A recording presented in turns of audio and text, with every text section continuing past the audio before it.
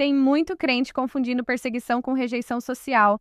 Tá achando que tá sendo odiado por causa do evangelho, quando na verdade as pessoas só estão fugindo de você porque você é inconveniente.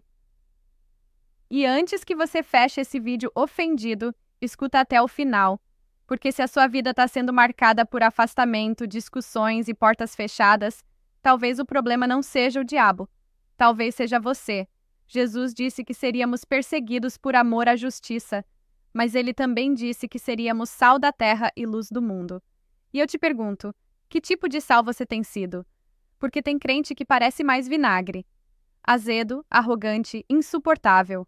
Vamos falar a real? Tem gente que não é perseguida, é ignorada. Porque ao invés de atrair, repele. Ao invés de servir, julga.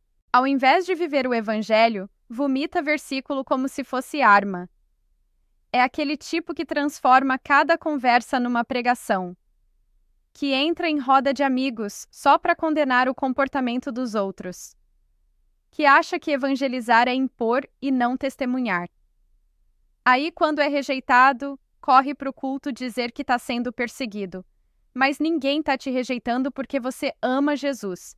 Estão te rejeitando porque você não sabe amar as pessoas como Jesus amava. A Bíblia diz em 1 Pedro 4,15 que nenhum de vocês sofra como assassino, ladrão, criminoso ou como quem se intromete nos negócios dos outros. Você percebe? Até Pedro já sabia que tinha crente metido, intrometido, insuportável, que sofre não por causa da fé, mas por falta de sabedoria.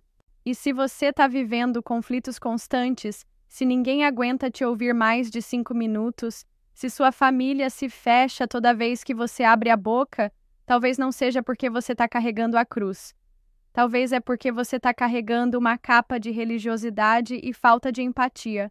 Jesus comia com pecadores, conversava com samaritanos, tocava leprosos, perdoava adúlteras, e ainda assim era santo, puro, reto. Você consegue imaginar Jesus sendo o chato da reunião, o inconveniente do grupo da família, o acusador da praça? Não.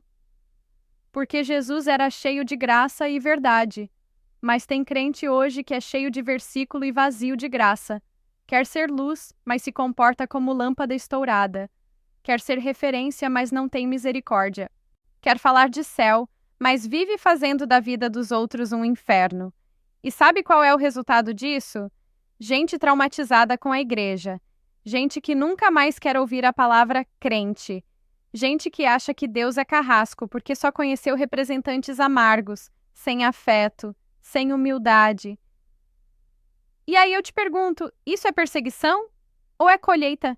Porque se a sua presença não inspira, não cura, não acolhe, não transforma, então é melhor parar e rever que tipo de fé você está professando. O evangelho não é sobre convencer pela força, mas sobre conquistar pelo exemplo. Jesus atraía multidões não porque era barulhento, mas porque era diferente. E se sua diferença afasta e não aproxima, talvez ela não esteja refletindo o caráter de Cristo. E isso não é perseguição, é consequência.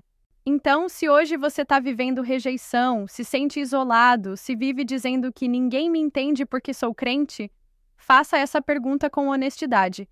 Será que eu estou sendo perseguido pela luz que carrego ou pela escuridão da minha intolerância? Porque tem gente que não precisa ser liberta do mundo.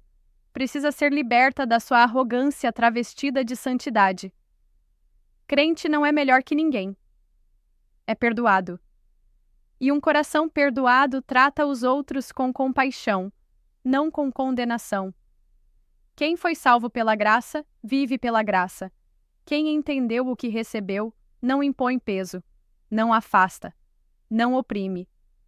E se você quer ser uma ponte e não um muro, começa pedindo a Deus para arrancar o orgulho que te faz pensar que toda rejeição é injusta. Às vezes é só fruto do seu comportamento. O mundo não odeia crente. O mundo odeia hipocrisia, incoerência, religiosidade fria. E é por isso que a missão é ser diferente, não para chamar a atenção, mas para refletir Jesus. E Jesus nunca foi chato, nunca foi inconveniente, mas também nunca deixou de ser firme. Ele era amor e verdade ao mesmo tempo.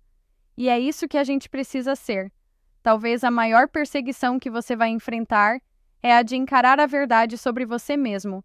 Mas quando isso acontecer, Deus vai começar a te usar de verdade. Porque quem reconhece que era chato já está a um passo de se tornar alguém transformado. E é essa transformação que impacta o mundo.